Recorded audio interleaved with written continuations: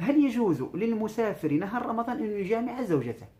الجواب أيها الأحبة، لا شك أن السفر هو رخصة من الرخص المجيزة للفطر، لكن الفقهاء فسروا في هذه النقطة فقالوا إن كان خروجه من بيته وقصده من السفر هو العمل أو شيء من هذا القبيل، ثم حدث له عرضا أن جامع زوجته، هذا لا لوم عليه ولا إشكال. الإشكال متى؟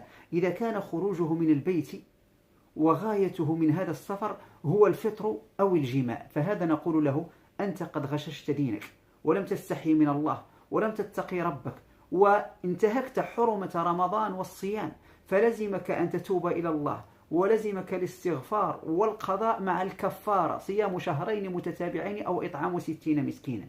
لماذا؟ لأنك استعجلت الأمر قبل أوانه، لأنك وظفت الحيلة مع الله ولا حيلة مع الله، والحيلة لا تسقط واجبا، ولأنك نسيت أن الله تعالى يعلم ما تبدون.